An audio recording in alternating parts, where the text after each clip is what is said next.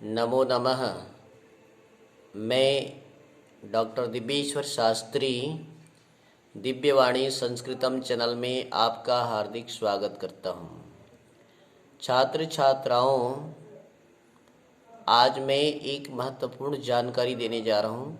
रचना और रचनाकार कक्षा 9वीं से लेकर के 9वीं 10वीं 11वीं 12वीं BA MA यहाँ तक करके जितने भी कंपटीशन परीक्षा देते हैं, UGC के नेट सेट JRE PhD आदि जितने भी परीक्षाएं आज संचालित हैं, इन परीक्षाओं में संस्कृत की कुछ रचना और रचनाकारों का नाम पूछा जाता है।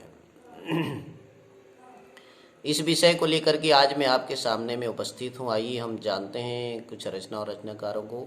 आप सभी जानते हैं कि रामायण ये महाकाव्य है और इस महाकाव्य के रचनाकार हैं महर्षि वाल्मीकि। इनको आदि कवि भी कहा जाता है। ध्यान दीजिए, रामायण के रचनाकार हैं महर्षि वाल्मीकि जी। दूसरी बात है महाभारतम। महाभारत को भी महाकाव्य कहते हैं, जय काव्य भी कहते हैं और इसको और भी महाकाव्य के नाम से जान सकते हैं। और इस महाभारत की रचनाकार हैं महर्षि वेद व्यास जी। अक्सर छात्र छात्रागण या अभी जो परीक्षा में पूछे जाते हैं इसको नहीं जान पाते हैं। संस्कृत साहित्य की एक महाकाव्य है रघुवंश महाकाव्यम, जो कि कालिदास जी की रचना है। छात्र छात्राओं को इसके बारे में जानकारी होना चाहिए। और भी काव्य हैं कालिदास जी की, जिसको हम कहेंगे कुमार संभवम। कुमार संभवम यह भी कालिदास जी का है। अभिज्ञान शाकुंतलम एक सुंदर नाटक है, यह भी कालिदास जी की है। विक्रमोर्वशीयम है ना, विक्रमोर्वशीयम विक्रमादित्य राजा के बारे में जिसमें वर्णन है, तो विक्रमोर्वशीयम यह भी कालिदास जी की ही रचना है।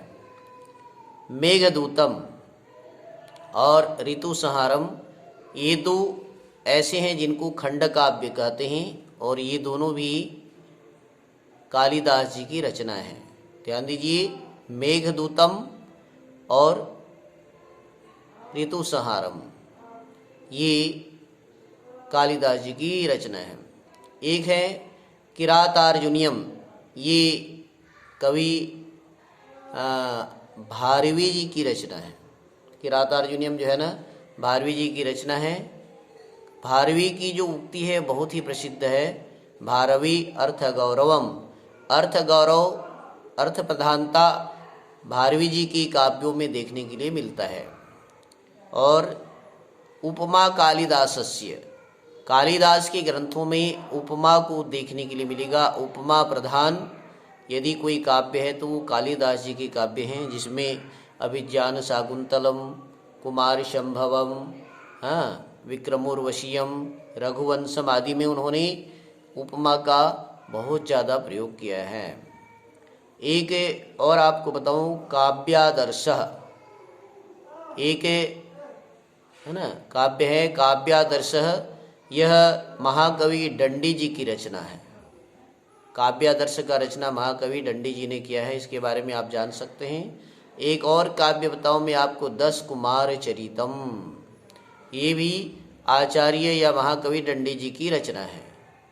छात्र छात्राएं, आप इनके नाम को याद करें और रोज रोज सुनेंगे तो आपको याद हो जाएगा कि 10 कुमार चरित्रम किसी की रचना है तो आचार्य दंडी जी का है। शिशुपाल वधम, आपने महाभारत में शिशुपाल के बारे में सुना होगा। शिशुपाल को लेकर की एक काव्य की रचना है ना, शिशुपाल वधम बोल करके बना हुआ है। शिशुपाल वधम, शिशुपाल वधम, शिशुपाल वध नाटकम, ये भी जो है महाकवि माघ की रचना है। मालती माधवम, मालती माधवम यह भी कवि माघ की रचना है। माघ कवि के द्वारा बनाया हुआ है मालती माधव। अगला है महावीर चरितम। महावीर चरितम ये भवभूति जी के हैं। भवभूति जी का एक काव्य है ना। मालती माधव भवभूति जी के हैं। मैं पहले शायद डंडी जी बता दिया था, है ना। मालती माधव ये भवभूति जी की रचना है, ध्यान दीजिए। आगे है महावीर चरितम। महावीर चरित भी जो है कवि भवभूति की रचना है। एक है उत्तर रामचरितम। राम जी की जो रामायण का उत्तर भाग वर्णित है, लव कुश जिसमें लव कुश का भी जिसमें वर्णित है, वो है महावीर चरितम या उत्तर रामचरितम। उत्तर रामचरितम में उत्तर रामायण का वर्णन किया गया है। ये कवि भवभूति की रचना है। पंचरात्रम। पंचरात्रम में यह कवि भास की रचना है। हर्षचरितम ये महाकवि बाणभट्ट की रचना है। हर्षचरितम महाकवि बाणभट्ट जी की रचना है। और एक कथा है कादम्बरी। कादम्बरी की रचना महाकवि बाणभट्ट की द्वारा किया गया है। निषद काव्यम श्री हर्ष, है ना। निषद काव्यम ये श्री हर्ष जी के द्वारा किया गया है।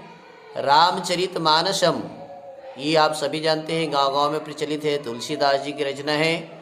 सूरसागर। सूरसागर ये सूरदास जी की रचना है। और 10 रूपकम, ध्यान दीजिए, 10 रूपकम यह आचार्य भरत की रचना है। 10 रूपकम आचार्य भरत जी इसके बारे में बताए हैं। आगे कुछ नेट सेट परीक्षा दे रहे छात्र छात्राओं के लिए इन्हें काव्यों की कुछ विशेषता को लेकर के मैं आपके सामने आ रहा हूँ। जैसे रघुवंश महाकाव्यम। रघुवंश महाकाव्यम यह कालिदास जी का है। इसके अंदर में 19 सर्ग हैं और 1569 इसमें श्लोक हैं। ध्यान दीजिए, कवि कालिदास जी की रघुवंश में सर्ग संख्या 19 है, 1569 श्लोक हैं और इसमें छंद प्रयुक्त हुए हैं। उपजाति और अनुष्टुप छंद का प्रयोग किया गया है।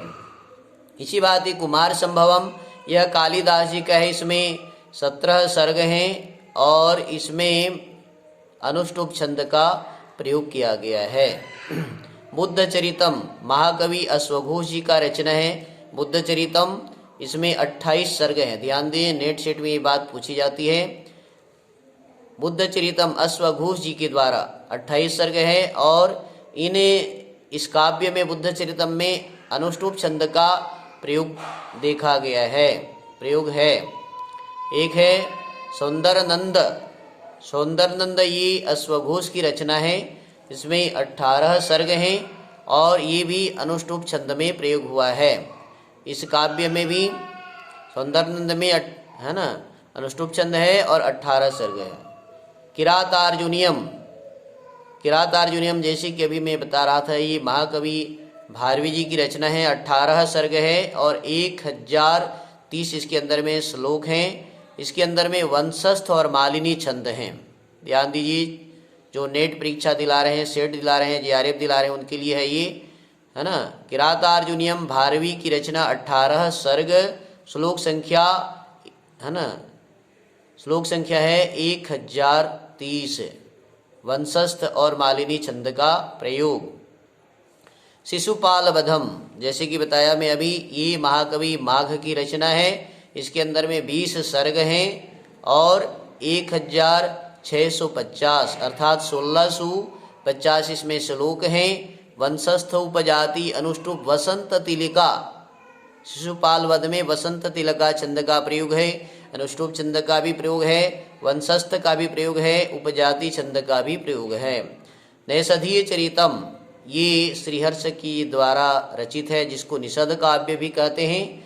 इसमें 22 सर्ग हैं और 2830 है ना 2830 इसके अंतर्गत में श्लोक हैं, उपजाति छंद में वर्णित है।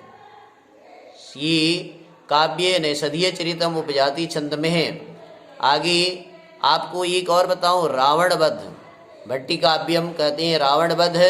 ये बहुत ही सुंदर रचना है। महाकवि भट्टी जी इसकी रचनाकार हैं। भट्टी जी की रचना है रावण वधम या रावण, है ना, रावण वध।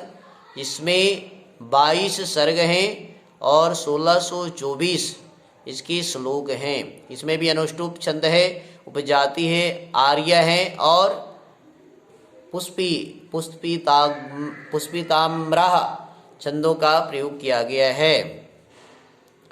आगे जानकी हरणम, ये कुमारदास जी की रचना है। जानकी हरण जो कि 25 से 15 ही मिलते हैं, 25 में से आज 15 ही मिलते हैं और इस अनुष्टुप छंद का इसमें प्रयोग हुआ है। आगे हर विजयम, ये रत्नाकर कवि जी की रचना है। इसमें 50 सर्ग हैं और 4321 इसके अंदर में श्लोक हैं। हर विजयम, ध्यान दीजिए, हर विजयम रत्नाकर जी की रचना है और 4221 अर्थात 4221 है। शार्दूल विक्रीडितम छंद, मंदाक्रांता छंद इसमें प्रयोग है। श्लोक इसमें बहुत ज़्यादा हैं, 4321 श्लोक हैं। ध्यान दीजिए। आगे है राघव पांडवियम। राघव पांडवियम एक हैं जो कि इसके रचनाकार हैं माधव भट्ट, कविराज माधव भट्ट। राघव पांडवियम इसके अंतर्गत में 13 सर्ग हैं, सर्गों की संख्या 13 है और 668 श्लोक हैं अनुष्टुप छंदों में। अनुष्टुप छंदों में इसके अंतर्गत में 668 श्लोक हैं राघव पांडवियम में। एक है कालिदास जी का ऋतुसंहारम। ऋतुसंहारम ये गीत काव्य है, गीति काव्य भी इसको कहते हैं। नेट सेट में बहुत पूछा जाता है गीति काव्य कोई है तो है ऋतुसंहारम है। इसमें सर्ग हैं 6 और 6 ऋतुओं का वर्णन किया गया है। यह कवि कल्पित है, इसकी उपजीव्य काव्य में कवि कल्पित कहा गया है। एक है मेघदूतम। मेघदूतम भी महाकवि कालिदास की रचना है और यह खंड काव्य कहलाता है। मेघदूतम को खंड काव्य कहेंगे और ऋतुसंहारम को गीति काव्य कहते हैं। और इस खंड काव्य में 2 खंड है, पूर्व मेघ और उत्तर मेघ। पूर्व उत्तर के नाम से मेघदूत को बनाया गया है, पूर्व मेघ उत्तर मेघ। विशेष करके इसमें श्रृंगार रस और वियोग रस का वर्णन किया गया है ना। यहाँ पर रामायण और ब्रह्म वैवर्त पुराण इसकी उपजीव्य काव्य है। रामायण को लिया गया है और ब्रह्म वैवर्त पुराण इसको लेकर के इसका उपजीव्य काव्य है। और दूत काव्य के रूप में भी इसको कहा जाता है, दूत काव्य भी कहते हैं मेघदूतम को, ठीक है। दूत गीति काव्य भी कह सकते हैं, खंड काव्य भी इसका नाम है। आगे मैं आपको ले चलता हूँ गीत गोविंदम। गीत गोविंदम, ये गीत गोविंद काव्यम, ये जयदेव जी की रचना है। कवि जयदेव जी की रचना गीत गोविंदम, ये गीति काव्य है। गीत काव्य इसमें 12 सर्ग हैं। श्रृंगार रस का वर्णन है, कृष्ण राधा गोपियों का इसमें वर्णन है और श्री कृष्ण की लीलाओं का इसमें वर्णन है। इसलिए नाम से भी आप जान सकते हैं गीत गोविंदम जयदेव जी की रचना। तो आज मैं कक्षा 9वीं 10वीं 11वीं 12वीं MA BA आचार्य नेट सेट JRF PhD जो भी कर रहे हैं, इन छात्र छात्राओं के लिए, इन प्रतियोगी परीक्षा में भाग लेने वाले परीक्षार्थियों के लिए आज बहुत सारी रचना और रचनाकारों के बारे में जानकारी देने का प्रयास किया।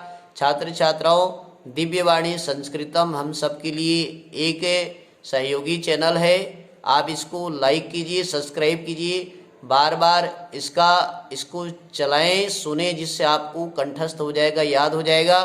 संस्कृत के काव्यों का, काव्यकारों का, रचनाओं का, रचनाकारों का ज्ञान हो जाएगा तथा किसमें कौन कौन से सर्ग हैं, क्या छंद प्रयुक्त हैं, इसके बारे में भी आप जान सकते हैं। धन्यवाद। इसी के साथ में मैं आप सबको कोटिशः अभिवादन, नमन, वंदन पूर्वक अपनी वाणी को विराम की ओर चलता हूँ और आगामी वीडियो में आपसे फिर मिलेंगे। तब तक के लिए बोलिए जयतु संस्कृतम जयतु भारतम, नमो नमः, पुनर्मिलामः।